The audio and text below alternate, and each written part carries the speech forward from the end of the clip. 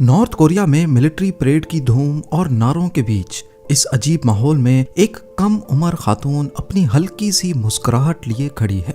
ये कोई आम खातून नहीं, ये हैं किम यो जोंग, नॉर्थ कोरिया के supreme leader Kim Jong Un की इकलौती और छोटी बहन। पर इस भोले भाले चेहरे को दुनिया की सबसे खतरनाक खातून के नाम से याद किया जाता है। जी हाँ, most dangerous women in the world. ये सिर्फ क्रिटिक्स के अल्फाज नहीं बल्कि एक्सपर्ट्स का कहना है कि किम यो जोंग को किसी भी सूरत हल्के में ना लिया जाए। आज हम नॉर्थ कोरिया की बंद दुनिया के अंदर झांक कर देखेंगे कि कैसे इस खातून ने खामोशी से ताकत का जाल बुना है। एक ऐसी औरत जो जरूरत पर बेरहमी से वार भी कर सकती है और अपनी मुस्कुराहट से दुश्मन को बहलाना भी जानती है। आखिर क्या वजह है कि दुनिया आज इन्हें तारीख की सबसे खतरनाक औरत कहने पर मजबूर है। ज़ेम टीवी की वीडियोस में एक बार फिर से खुशामदीद। नाजरीन, किम यो जोंग की पैदाइश 1987 के आसपास प्योंगयांग में हुई। यूएस ट्रेजरी के मुताबिक 26 सितंबर 1989 और साउथ कोरियन एक्सपर्ट्स इन्हें 1987 की पैदाइश बताते हैं। असल डेट शायद यकीन के साथ कोई नहीं बता सकता, पर यह बात कंफर्म है कि ये north Korean dictator Kim Jong Il की सबसे छोटी बेटी और आज के supreme leader Kim Jong Un की सगी बहन है। उनकी वालदा को योंग हुई ने 3 बच्चों को जन्म दिया था। किम जोंग चोल, जिनको पॉलिटिक्स का बिल्कुल शौक नहीं है, वो म्यूजिक बजाने के शौकीन हैं और अपनी धुन में ही रहते हैं। दूसरे नंबर पर हैं किम जोंग उन, जो नॉर्थ कोरिया का हालिया चेहरा बने हैं। और तीसरे नंबर पर हैं किम यो जोंग, 2 भाइयों की लाडली बहन। इन्होंने अपना बचपन प्योंगयांग के प्राइवेट कंपाउंड की अलग थलग ऐशो आराम की दुनिया में अपने भाइयों के साथ गुजारा, लेकिन इन्हें कभी दुनिया के सामने नहीं लाया गया। इनको दुनिया के सामने पहली बार 2011 में लाया गया, जब वो अपने वालिद के फ्यूनरल पर अपने भाई के साथ खड़ी देखी गई।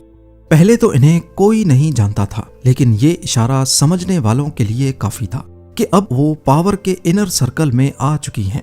उसके बाद किम यो जोंग अपने भाई की काबिले एतबार साथी रहीं, जब किम जोंग उन ने अपनी हुकूमत के रास्ते में आने वाली हर रुकावट को बेरहमी से हटाना शुरू किया। उनको हर मीटिंग, हर सेरेमनी में सुप्रीम लीडर के आस पास देखा गया। कभी वो डॉक्यूमेंट्स लिए खड़ी रहती तो कभी उनको एशट्रे के साथ देखा गया, ताकि उनके चेन स्मोकर भाई को ऐश गिराने में भी मुश्किल ना हो।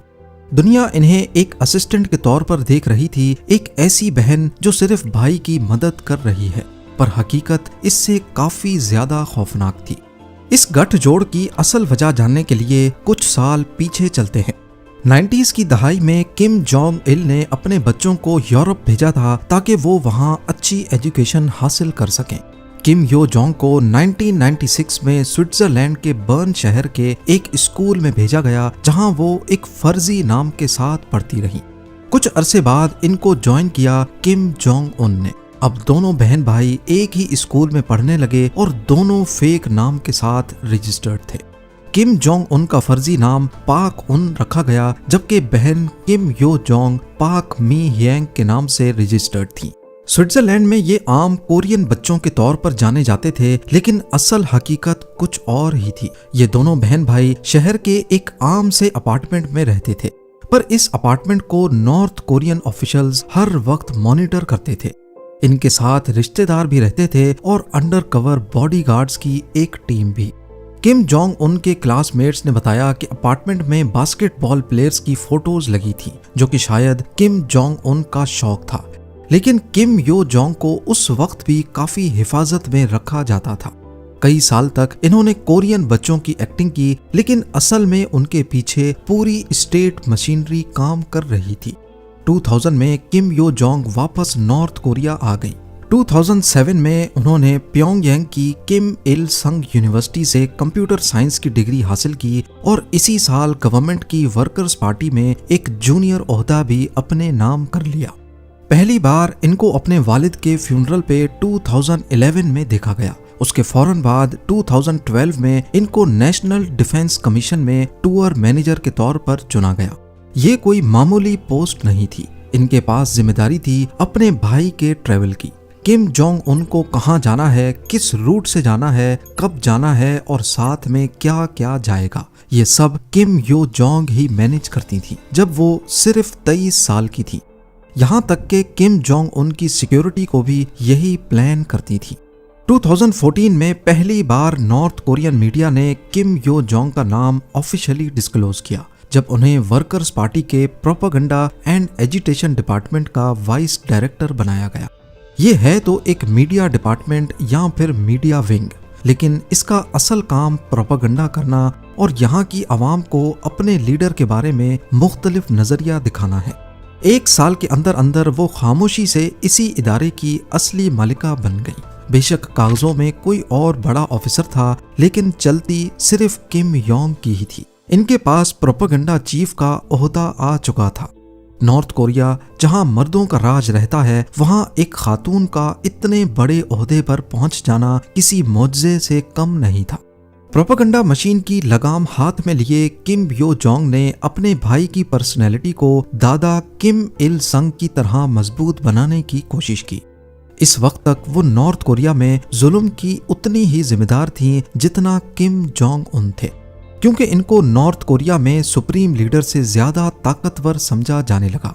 तभी 2017 में यूएस ट्रेजरी ने किम यो जोंग का नाम अपनी सैंक्शंस लिस्ट में डाल दिया। फरवरी 2018 में ये दुनिया के स्टेज पर तब चमक उठी जब वो विंटर ओलंपिक्स के लिए साउथ कोरिया गई। विंटर ओलंपिक्स को साउथ कोरिया ने दुश्मनी खत्म करने के लिए इस्तेमाल किया और नॉर्थ कोरिया को भी दावत दी। 1953 की कोरियन वॉर के बाद ये पहली बार था कि नॉर्थ कोरिया के शाही खानदान का कोई फर्द पहली बार साउथ कोरियन जमीन पर कदम रखेगा। इस हिस्टोरिकल मोमेंट पे किम जोंग उन की जगह उनकी बहन गई। स्पेशल जहाज जब साउथ कोरिया के प्योंगचैंग में उतरा तो ये दुनिया की मीडिया के लिए एक हैरत अंगेज मंजर था। इस मौके पर किम यो जोंग ने दुश्मनी में भी दोस्ती की शानदार एक्टिंग की और उनकी मुस्कुराहट मीडिया की अटेंशन बन बैठी। उन्होंने नॉर्थ कोरिया का एक सॉफ्ट इमेज दिखाया, साउथ कोरियन लीडर्स के साथ डिनर किए, उनको अपने भाई का सीक्रेट लेटर दिया। दुनिया को ये मैसेज गया कि शायद अब दुश्मनी खत्म हो गई है। लेकिन एक्सपर्ट्स का मानना है कि ये सब एक ट्रैप या प्रोपेगेंडा का हिस्सा था। इसके बाद 2018-19 में वो अपने भाई के साथ हर अहम मुलाकात में पाई गई, चाहे साउथ कोरियन के मून जय इन का हिस्टोरिक समिट हो या यूएस प्रेसिडेंट डोनाल्ड ट्रंप से मुस्कुराहट भरी मुलाकात। हर जगह वो साए की तरह किम जोंग उन के पीछे पाई गई, ये यकीन बनाते हुए कि हर तस्वीर और हर खबर में बड़े भाई का इमेज फायदेमंद रहे। 2019 के आखिर तक अमेरिका के साथ न्यूक्लियर टॉक्स नाकाम हो चुके थे। इस नाकामी का मलबा शायद किम यो जोंग पर गिरा और उन्हें खामोशी से पॉलिटिकल ब्यूरो से बाहर कर दिया गया। दुनिया ने समझा कि शायद शाही बहन का उरूज खत्म हुआ, लेकिन ये तो सिर्फ तूफान से पहले की खामोशी थी। अप्रैल 2020 में एक अजीब सूरत हाल पैदा हुई। डिक्टेटर किम जोंग उन अचानक मंजर आम से गायब हो गए। दुनिया भर की इंटेलिजेंस एजेंसीज और मीडिया में अफवाहें गर्दिश करने लगी कि शायद डिक्टेटर की मौत हो चुकी है। लेकिन इसी कहर आलूद सन्नाटे में नॉर्थ कोरियन मीडिया से एक ऐसी गरजदार आवाज निकली जिसने सबको दहशत में डाल दिया। पहली बार किम यो जोंग के नाम से एक जाती बयान जारी किया गया। उन्होंने साउथ कोरिया को डर से कांपते हुए कुत्ते से तशबीह दी जो सिर्फ भौंकना जानता है। ये सिर्फ एक धमकी नहीं थी, बल्कि दुनिया के लिए एक मैसेज था कि अगर भाई मौजूद नहीं तो बहन तख्त संभालने के लिए बिल्कुल तैयार है। नतीजा, कुछ ही हफ्तों में ना सिर्फ किम जोंग उन वापस आए, बल्कि यो जोंग को पहले से ज्यादा ताकत के साथ पॉलिटिकल ब्यूरो में बहाल कर दिया गया। इस एक वाक़े ने साबित कर दिया कि वो सिर्फ एक एडवाइजर नहीं, बल्कि इस रजीम की असली आयरन लेडी है। नॉर्थ कोरिया में ताकत का रास्ता अपनों की लाशों से होकर गुजरता है और किम यो जोंग इस खूनी खेल की एक माहिर खिलाड़ी है। 2013 में जब किम जोंग उन ने अपने सगे फूफा जैंग सोंग थाइक को गद्दार करार देकर मौत के घाट उतारा, तो कहा जाता है कि इस खौफनाक फैसले के पीछे उनकी बहन का ही दिमाग शामिल था। जैंग का जुर्म भी हैरत अंगेज था, सिर्फ इतना कि उसने एक इवेंट पर सुप्रीम लीडर के लिए दिल से ताली नहीं बजाई थी। इसी तरह 2017 में किम जोंग उन के सौतेले भाई किम जोंग नैम को मलेशिया के एयरपोर्ट पर जहर देकर मार दिया गया और दुनिया इस कत्ल के पीछे सीधा किम रजीम का हाथ मानती है। रीसेंट रिपोर्ट्स के मुताबिक नॉर्थ कोरिया में कुछ हाई रैंकिंग गवर्नमेंट ऑफिशियल्स को मौत की सजा सिर्फ इसलिए दी गई क्योंकि उन्होंने यो जोंग के सामने रिस्पेक्ट में पेश आने में थोड़ी देर कर दी थी। जून 2020 में किम यो जोंग के हुक्म पर नॉर्थ कोरिया ने साउथ नॉर्थ लिएजॉन ऑफिस की बिल्डिंग को धमाके से उड़ा दिया ताकि साउथ कोरिया को सख्त सबक दिया जा सके। ये बिल्डिंग दोनों मुल्कों के बीच दोस्ती की आखिरी उम्मीद के तौर पर काम कर रही थी। किम यो जोंग सिर्फ फैसले ही नहीं करती बल्कि उनकी जबान से निकलने वाले अल्फाज भी किसी हथियार से कम नहीं। उनका लहजा उन डिफेक्टर्स के लिए निहायत ही गलीज है जो नॉर्थ कोरिया छोड़कर भाग चुके हैं। उन्हें वो स्कम और गलीज कीड़े कहकर पुकारती हैं और खुलेआम धमकी देती हैं कि उन्हें इस गद्दारी की खौफनाक कीमत चुकानी होगी। लेकिन उनका गुस्सा सिर्फ अपनों तक महदूद नहीं। 2023 में उन्होंने दुनिया की सबसे बड़ी ताकत अमेरिका के सदर जो बाइडन को बुढ़ा शख्स जिसका कोई मुस्तकबिल नहीं कहकर मुखातिब किया। सिर्फ यही नहीं, उन्होंने साउथ कोरिया के प्रेसिडेंट को अमेरिका का भूखा कुत्ता तक कह डाला। इन अल्फाज से जाहिर होता है कि किम यो जोंग का अंदाज किसी मर्द डिक्टेटर से हरगिज कम नहीं और वो जब गुस्से में आती हैं तो किम जोंग उनसे कहीं ज्यादा बोल जाती हैं। आज किम यो जोंग को नॉर्थ कोरिया की डिफेक्टो नंबर 2 लीडर समझा जाता है। वो मुल्क की सबसे ऊंची डिसीजन मेकिंग कमीशन की मेंबर हैं और अपने भाई के साथ मिलकर हुकूमत चलाती हैं। ऑफिशियल तौर पर वो प्रोपेगेंडा चीफ हैं मगर हर पॉलिसी और फैसले में उनका गहरा दखल होता है। रिसेंटली उन्होंने किम जोंग उन की तरफ से कम 40 रस्मी बयानात जारी किए हैं जो पहले सिर्फ सुप्रीम लीडर ही दिया करते थे। इससे अंदाजा होता है कि वो अब खुद मुल्क की माउथ पीस बन चुकी हैं। कई एक्सपर्ट्स उन्हें नॉर्थ कोरिया की फीमेल को डिक्टेटर करार देते हैं। दुनिया ने पहले कभी नहीं देखा कि एक खातून लीडर दूसरे मुल्कों को न्यूक्लियर जंग की धमकियां दे रही हो। इन सब हालात को देखते हुए एक्सपर्ट्स मानते हैं कि अगर किम जोंग उन को कुछ हो गया तो पावर्स सबसे पहले किम यो जोंग के पास आएंगी। नॉर्थ कोरिया से फरार एक डिप्लोमेट थाई योंग हो कहते हैं कि अगर किम जोंग उन अचानक मर गया तो रूल्स के मुताबिक नई लीडरशिप यो जोंग को ही मिलेगी क्योंकि अभी तक की रिपोर्ट्स के मुताबिक किम जोंग उन का कोई बेटा नहीं है और अगर हो भी गया तो उसे मैच्योर होने में काफी टाइम लगेगा। इससे साफ साफ जाहिर होता है कि इस सूरत में अगली बारी यो जोंग की ही है। पर क्या यो जोंग हिस्ट्री में सबसे पावरफुल लीडर रही हैं या हिस्ट्री पहले भी ऐसा कुछ देख चुकी है? इतिहास में देखा जाए तो कुछ खवातीन ने अपने जमाने में खौफ की हुक्मरानी जरूर की है। मिसाल के तौर पर चाइनीज एम्प्रेस वू जीटियन ने 7वीं सदी में अपने शौहर के बाद ताकत पर कब्जा कर लिया और अपने मकसद के लिए अपनों को भी कुर्बान करने से गुरेज नहीं किया।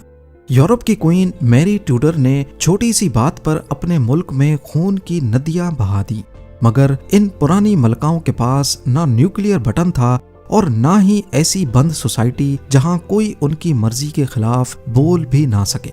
आज किम यो जोंग के पास ये दोनों चीजें मौजूद हैं। इसीलिए बहुत से लोग मानते हैं कि वो वाकई दुनिया की सबसे खतरनाक औरत बन चुकी हैं।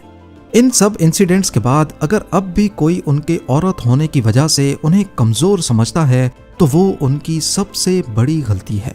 एक वक्त था जब दुनिया उन्हें सिर्फ एक साइलेंट सपोर्टर समझती थी लेकिन आज वो नॉर्थ कोरिया की सबसे ताकतवर और पुरअसरार औरत बन चुकी है।